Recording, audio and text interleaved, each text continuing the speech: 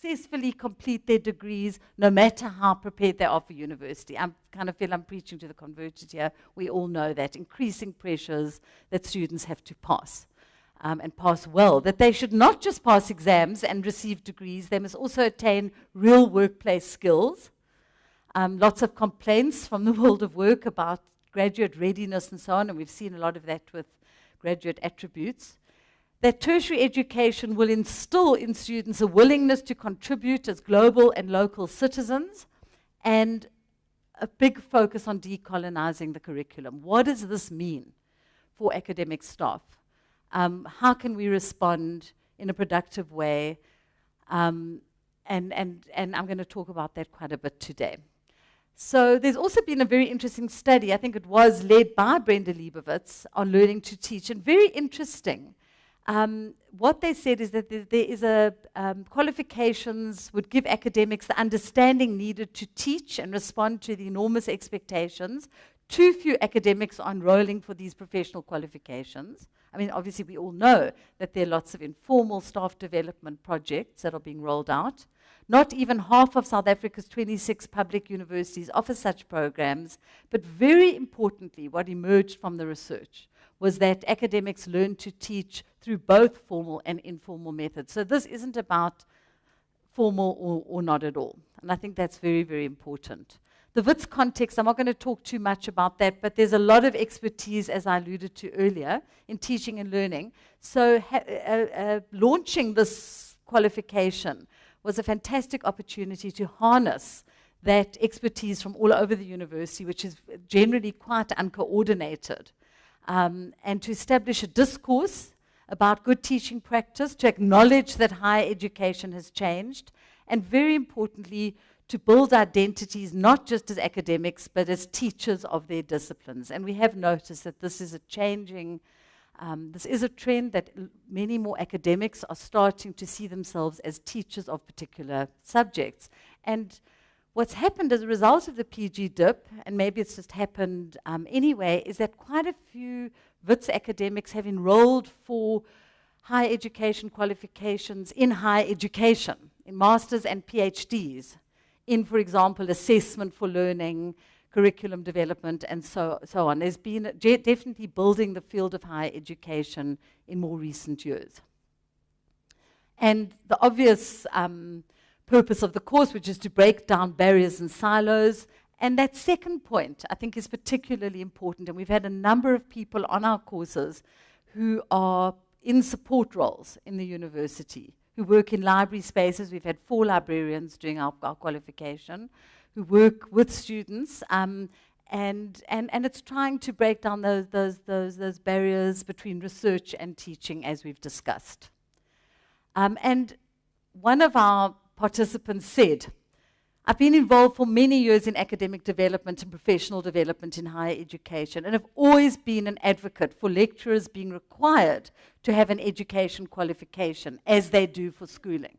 Okay, so this is a constant issue that's raised, and I'd be very interested maybe during question time if any of you have got ideas of that. I can see along the line that it's going to start, that academics are going to be required to do maybe not the whole qualification, but at least 1 or 2 modules in order to stay at university. But I think a big shift away from research is all that counts. Trying to build that, as I said earlier, academics to research their own teaching practices and building the field of higher education studies. Our program is often called the just-in-time program because, in fact, we see it as an opportunity to engage with ideas emerging from students' protest, from their sense of alienation, to consider what these ideas mean for teaching curriculum and assessment, to introduce readings and theories to make better sense of what students are saying, and I'm going to give you some examples in a moment, for lecturers to feel better equipped to grapple with calls for decolonization and to participate in debates about the future of higher education in South Africa. I've heard a lot of debates, particularly at the School of Education. What does it mean to decolonize the curriculum? Is it just content? Is it just synonymous with content change? Is it about processes and so on? And this has been a very productive space to deal with all those issues. But I think Badat makes an interesting point. He says that it's not that prior to student protests there have not been critical voices that have raised these issues, but they gained little traction at universities and higher education and have remained largely marginal concerns. So I think that's quite interesting. It's not something that just started in 2015. Okay, I've just flashed up here our outcomes for the course, our broad outcomes, because I think this is quite important, and I'll go back to it a bit later. But there are 4 things that are quite important. The one is that participants on the course will engage with theories and trends in higher education. Secondly, a more practical outcome. They reflect on their roles and practices as teachers, course designers, and assessors. Undertake research, as I've already spoken about, in scholarly research into teaching and learning and assessment, and build a community of practice. So now I come to the part where we hear the voices of the participants on the course. Why enroll for such a qualification, which may be interesting for your purposes, and you may think that some of the people you work with would go for one or the other. There are 4 main trends, but the vast majority of people who've applied for this qualification have spoken about enabling better student learning, which is quite interesting. So these are some of the quotes. I strive to change the dynamics in my class from thinking of myself as the lecturer and moving towards my role as a facilitator of student learning, wanting to know how to do that. Someone else said, I want to respond to the changing needs of the current generation. Students are different from when I was a student. And finally, I want to produce curricula that offer creative responses to the challenges facing students today and that they will face in the world of work. So quite interesting, a kind of student development focus of people who want to do the course. But then, predictably, a lot of people wanting to develop their teaching pedagogies, their competence as teachers, reflecting on challenging our existing practices. They're not working anymore. I can't just assume that students are going to learn what I teach. The large class story, learning more about teaching pedagogies. A lot of people come to us saying that they're under pressure to use blended learning, e-learning, and not sure whether, in fact, this is enabling student learning, not necessarily addressing the real problems of epistemological access and so on. And you'll see the third person is actually somebody who works in a support role in one of the faculties, and she says, it's going to assist me with my role, which requires me to engage with issues around student retention, learning practices, decolonization of the curriculum, as well as staff teaching development. Then the third thing the third area that motivated people to do this course, which is probably pretty obvious as well, is the focus on disciplinary change. And it's quite interesting. People speak about stigmas in their disciplines and how they want to change students' attitudes towards, for example, mathematics. That comes up quite a lot. But wanting to have an impact on the quality of teaching and learning, so wanting to build stronger community of practice around teaching and learning in disciplines and departments, and identifying pedagogic approaches which facilitate teaching and learning within my discipline. So that was quite strong as well. And then finally, and these are quotes from people who are in the academic support and student support space, academic development space, which is very interesting. I'm an academic advisor who works with students, but my future aspirations, I want to work in various roles in curriculum and assessment in the higher education space. Somebody else said, I've discovered through counseling students the personal and professional woes of a student transiting into the tertiary sector. It adds an additional layer of ongoing academic challenges. So what this person wants to do is understand the academic challenges better. Why is it what you spoke about yesterday, the gatekeeping practices, the being taught for assessment, and we're gonna talk about that as a very important principle of the course. I want to broaden my knowledge, improve my training skills in the library, and integrate information literacy into the curriculum. And I think this is a very strong reason that people give, is they want to know how to integrate academic literacy practices, numeracy, and information literacy practices into mainstream curricula. And it's not just tips for teachers, but to really understand some of the principles of what that means to integrate. Now I come to the threads. They are conceptual, as I said, and process-oriented threads. Now these threads, as I said, apply in the formal and informal spaces. And the threads I'm going to talk about today are the three very strong threads in our course: reflective practice, reading and writing, scholarly text, and reading critically, modeling and scaffolding.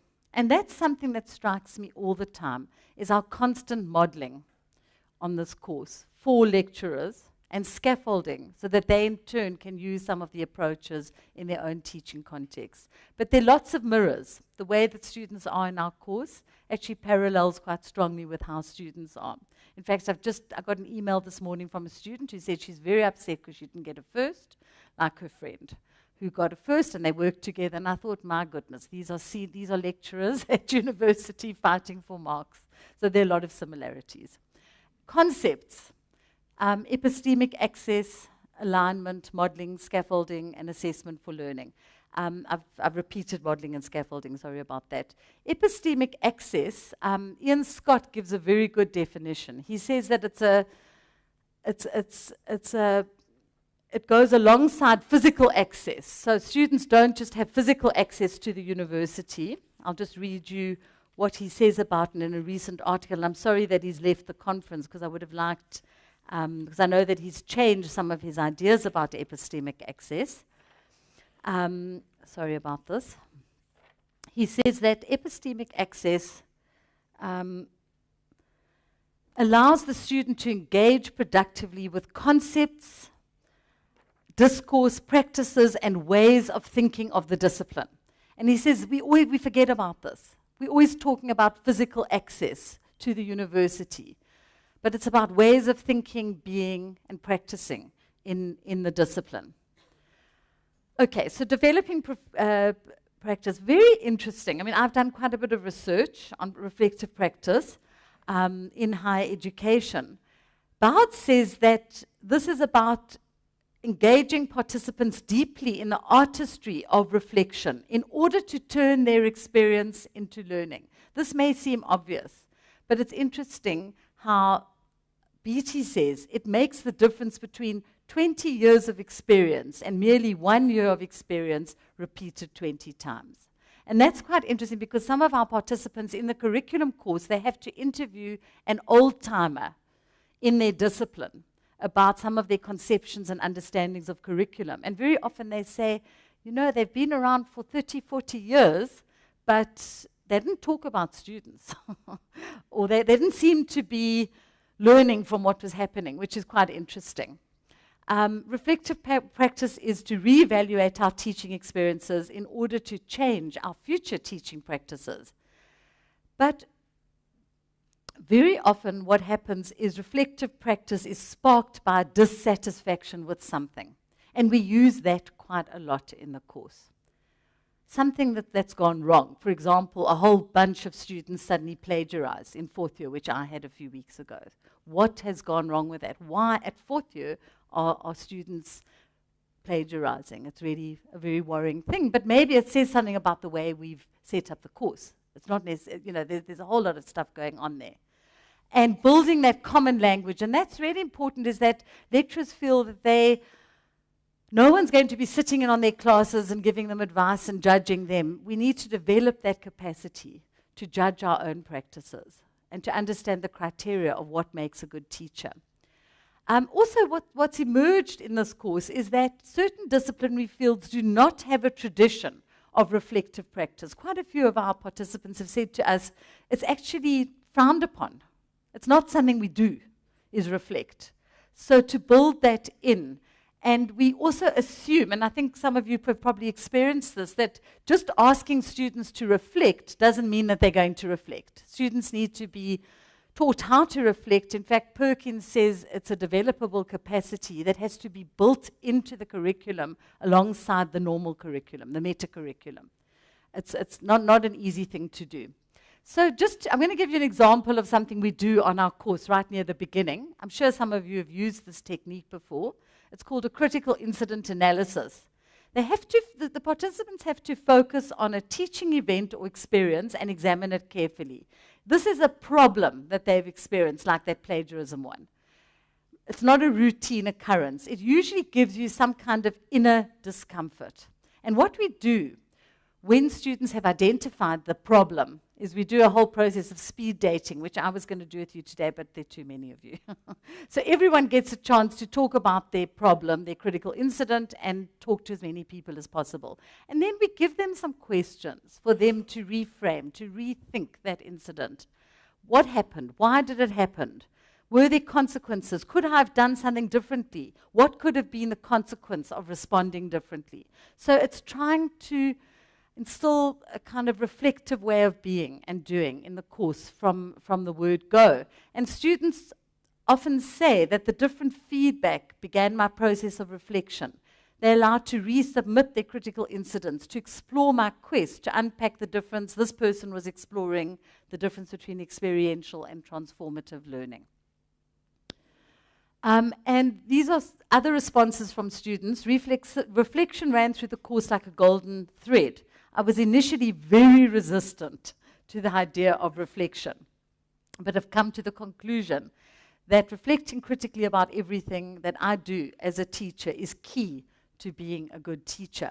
And I had to embrace feeling uncomfortable in order to grow. So for me, that is a major thread in our course, is the constant reflective practice. Then reading and writing for critical engagement, and this was something that really surprised me, because we discovered that many of the people who do our course, who seasoned academics, found it really hard when they were given readings not to just write a summary of the main ideas in the reading. So it was something we had to scaffold for them. And it was an approach that we used that we hope many of our academics, and they've told us, have used in their own context. So I've just given you some ideas of some of the questions we've asked people. What questions do you think the author of the paper is trying to address? Many of our participants were shocked that they were allowed to go there. What position? How does the author link the concepts together? What issues and concepts are new to you? Are there any ideas you disagree with? Hard for some people to get into that kind of discourse of disagreement. Can you give examples from your experiences so you're allowed to engage with the reading on the basis of your own experiences?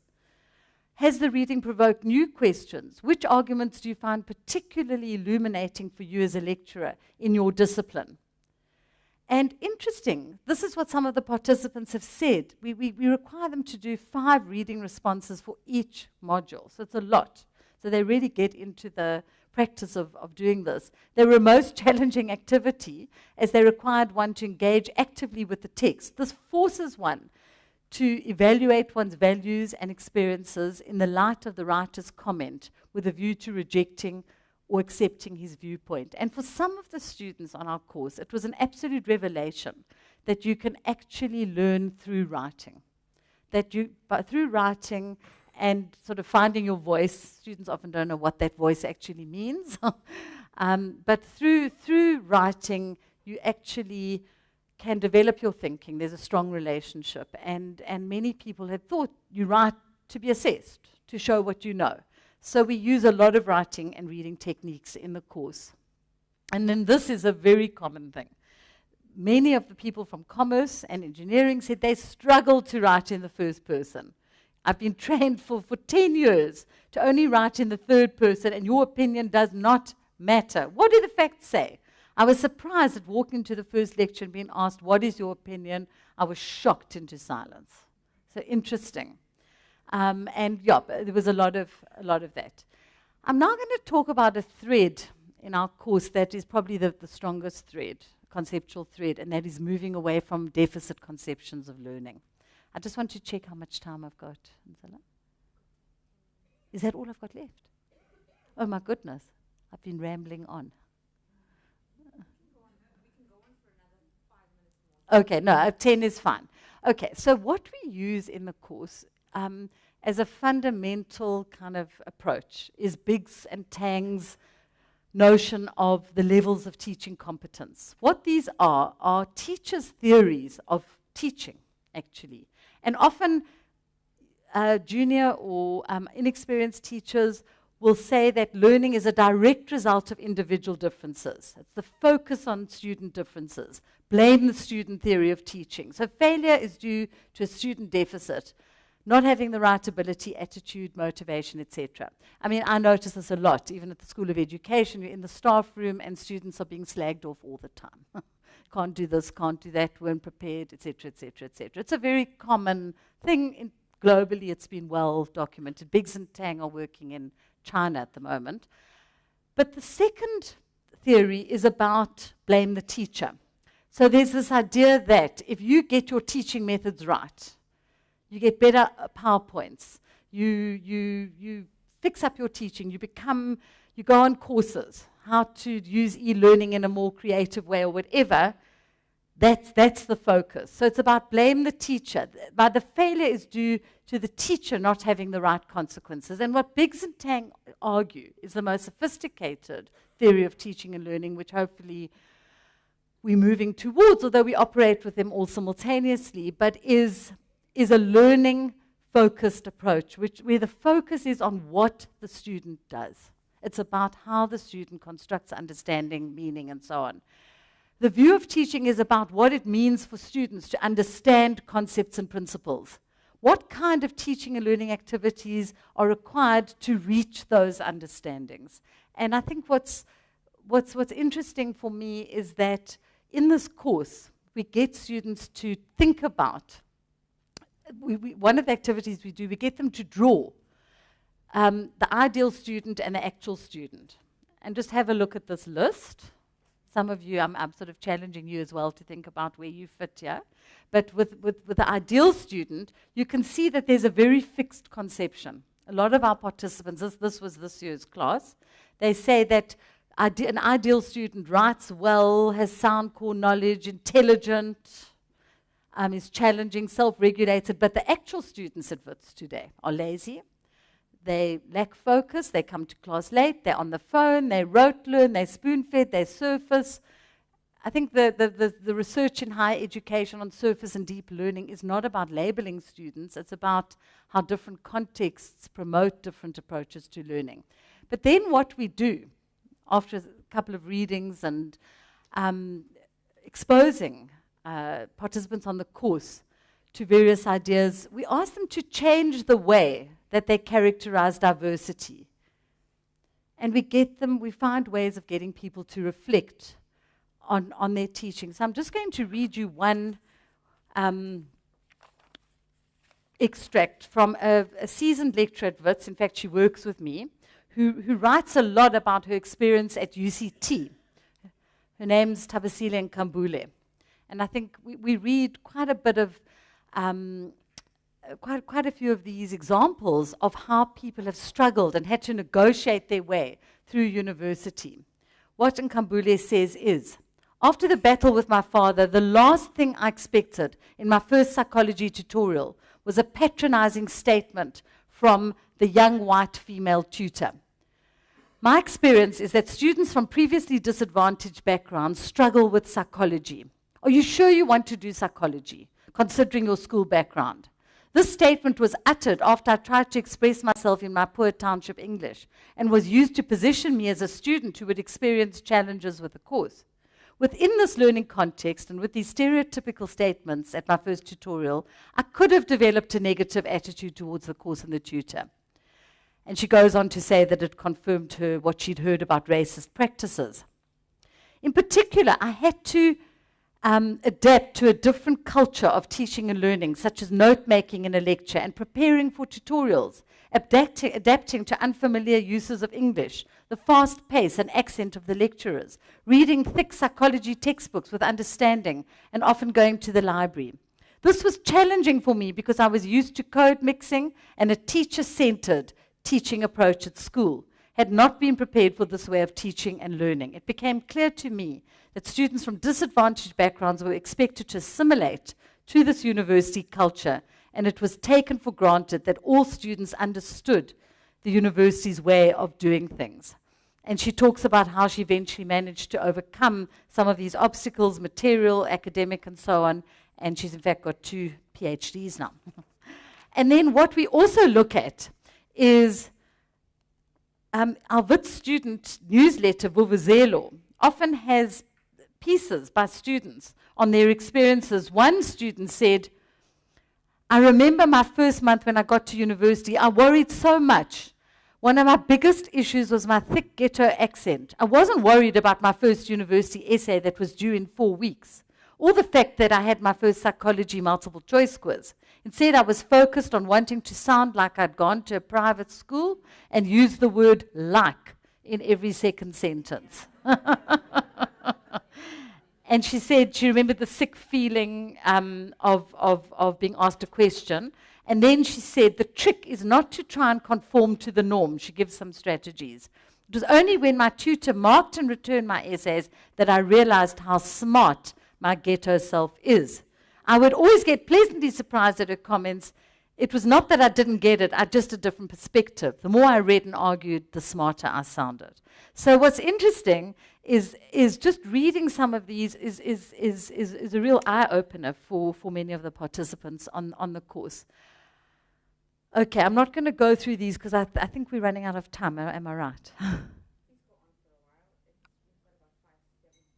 Okay. Okay, so basically, these are quotes from people who talk about how many of the readings that they read on the course help them understand that what we accept as common sense, find ways to make things more explicit so that we can induct students into the academic tribe. We did a reading about the academic tribe and how important it is to understand students' alienation, how they may feel at university. Okay, so I think that's a very, very strong thread.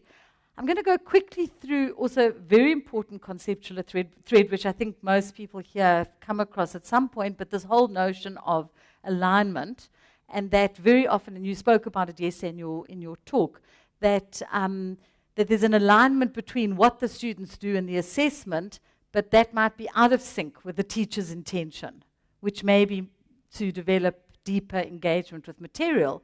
But when there is a relationship between your learning outcomes, your intention, your activity, the kinds of activities we set up for students to engage in, and the assessment, then Biggs, again, who formulated this approach to curriculum development, said there's much more chance of a deeper engagement when you've got an aligned system. And that's been an important concept for working with lecturers at university, the importance of an aligned system. And also to expose people to learning theories, constructivism, behaviorism, and so on. It's really interesting for lecturers to have a sense of different approaches to understanding how students learn. Even in engineering, he says, constructivism may provide deeper, meaningful learning, a more active learning model in the classroom. Assessment for learning, I think that this is a fundamental aspect of the course, not only the assessment course, but the contrast between assessment for learning and assessment of learning. And there's been quite a bit of research. This comes from a research project that was done in the School of Education by Professor Shalem on how students have such a poor sense of criteria and how and why they are being assessed. So students often say, they come to the writing center, I got 45, but I should have got an A. Or, why don't I get 90 or something? They don't understand the feedback and so on. So a lot of our principles, we look at the importance of getting students to engage with assessment, to engage with the criteria and with the feedback. And we do this through modeling and scaffolding. So not just giving our participants a rubric like this. Rubrics are important because they make our criteria explicit. But it's saying, so these are the rubrics we give the participants on our course. I will make my slides available, so you can have a closer look at these. But it's more than that. It's getting people to engage with the rubrics. Because often what happens, in fact, one of our colleagues in engineering said that they've rolled out rubrics in engineering, but students are seeing it like a tick box. It's sort of been reduced to quite a technical exercise. No, there's not much engagement. So we ask our participants, what should be removed from the rubric? Is there too much information? Would you change the wording to make it clearer? And we give them a chance to participate and revise the criteria so that they are more invested in it and engaged in it. And we use concept mapping a lot, which I'm sure some of you use, getting students to really see the connections between ideas. And then just finally, what I want to end with a quote. I think what I've hoped to cover today in today's presentation is that we need to minimize obstacles to epistemic access. That's what we try and challenge our participants on the course to do, whether one does that in formal or informal learning spaces with staff, with academics, avoiding unrealistic assumptions, purposeful design of our programs, inducting students in disciplinary ways of thinking through modeling and scaffolding, communicating what is required of students, so not making it opaque and incomprehensible.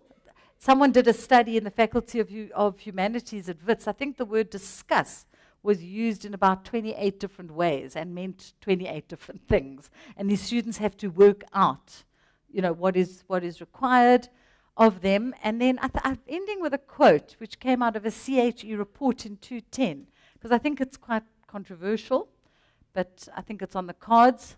The preparation of university teachers for teaching in diverse and changing higher education contexts should no longer be optional. It is crucial to the success of undergraduate students.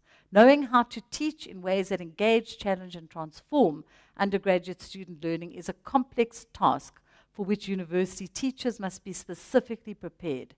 Changing the attitudes of teachers, especially towards students from educationally disadvantaged backgrounds, is an important task that will have an impact on the orientation and success of undergraduates. Thanks very much.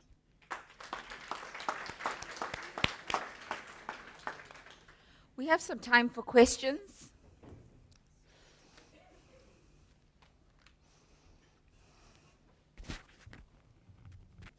Laura, I have a question. Yeah. Given our focus on the first year experience, Yes.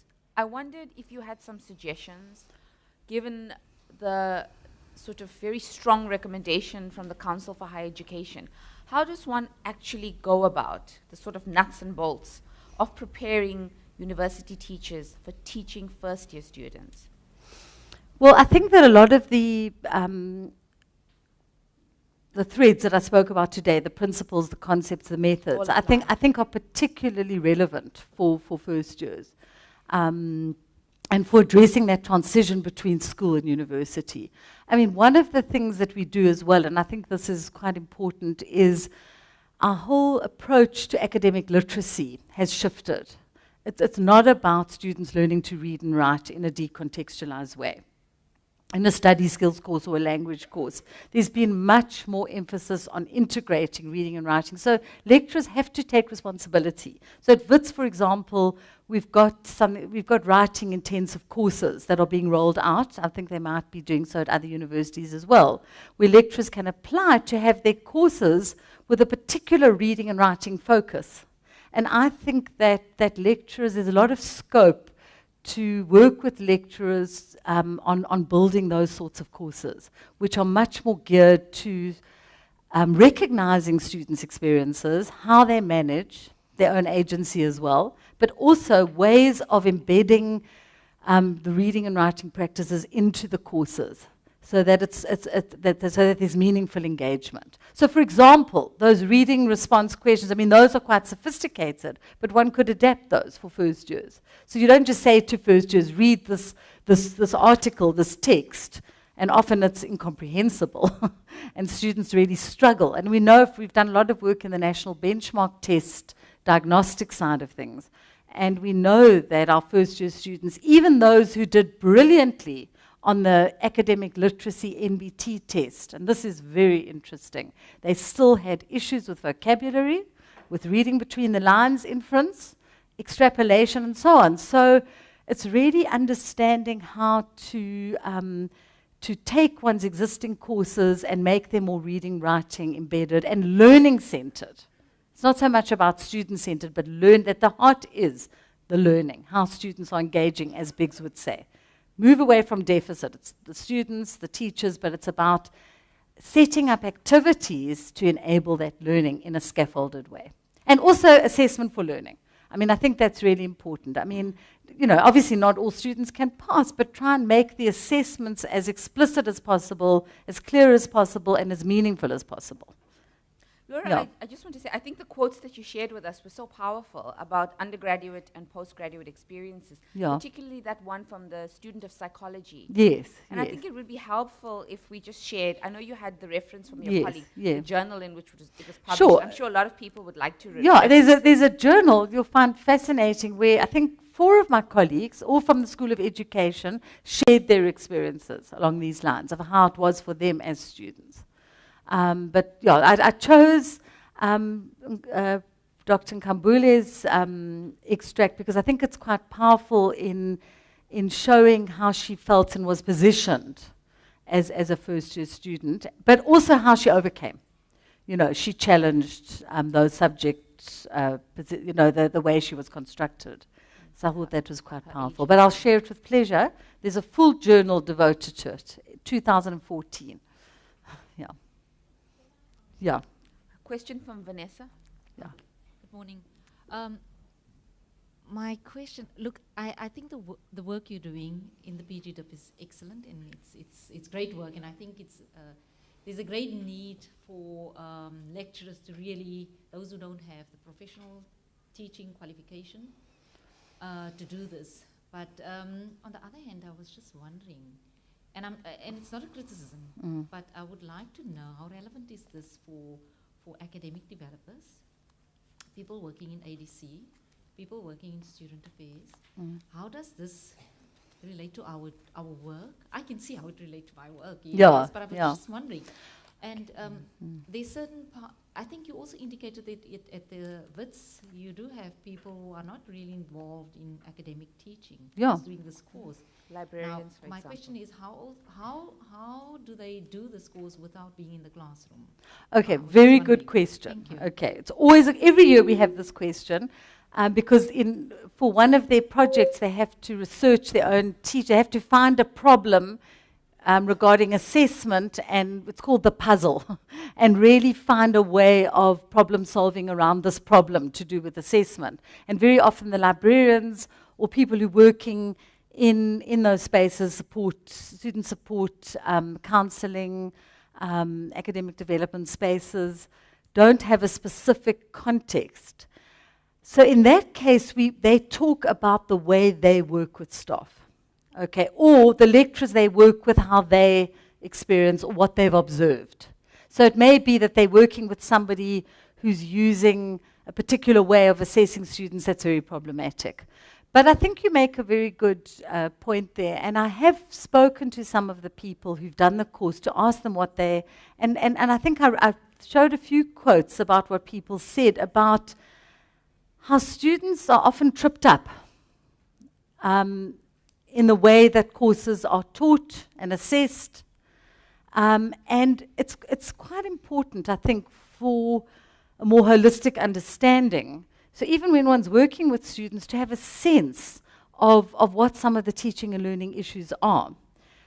Certainly, I mean, it has direct application to working with lecturers and building staff development capacity, but working with students, having a sense of why they're finding it such a challenge. You know, what is happening? Why is there such a mismatch? But you know, students think they know. They think they've got 90%, but they get 40. And maybe it's useful to understand that there are a whole lot of other things going on to do with the teaching, with the learning, with the assessment, that aren't the students' fault, actually. And maybe to empower students to actually exhaust channels and find better ways of navigating their way. and certainly the librarians have used it for their training purposes. But I think that I know that Rhodes University run a specific qualification for academic developers. So that, you know, there may be, if increasing numbers of people want to do this, you know, it may be more specialized for your support roles in the faculties. Thank you, Laura. Yeah. Do we have one more question? There's one over there. Mr. Middleton. Thank you, Laura. Traditionally, the incoming and junior lecturers assigned to first year and undergraduate teaching. Should the senior professors and senior lecturers rather be sent to do first year teaching? Yes, absolutely. You know what, it's quite interesting. There's a big debate about this, even at the School of Education. And I know that there are certain departments at WITS where they put the most senior lecturers are doing first year teaching. And for the students, well, I suppose just being senior doesn't make you a marvelous lecturer. But I think that it depends on so many different factors. But I always think that it's a great pity that the more experienced lecturers who know how to work with students, lecturers who are more learning and student focused as well, aren't given that opportunity to work with first year students. And for first year students to be exposed to their ways of thinking and understanding, to become insiders in the discipline. I do think that junior lecturers often do a superb job of teaching first years. And because they are younger, they can relate to students in a way that maybe senior lecturers can't, who's more removed from that experience. They know how to bridge the gap, and so on. But I think that I think that closer mentoring or collaborative work needs to happen. But I do think there's a role for highly experienced lecturers to be working with first years, and also for them to be learning from junior lecturers, from new lecturers, how to do it better. And that's why I say it's quite interesting that on this course, we've had so many highly experienced people, lecturers doing the course, but who say that they're not coping anymore with the teaching. They're not understanding students, they're not getting their points across, they're not engaging with students, so they need to do it better. So I don't think there's a rule about it, but I do think it's a pity that very often senior lecturers like Dr. Nkambule, who I've quoted extensively today, she makes a definite point of teaching first years. For her, she's a role model for first years, and she wants to work with first years in a way that gives them access to the discipline and to ways of doing things in the university. Yeah.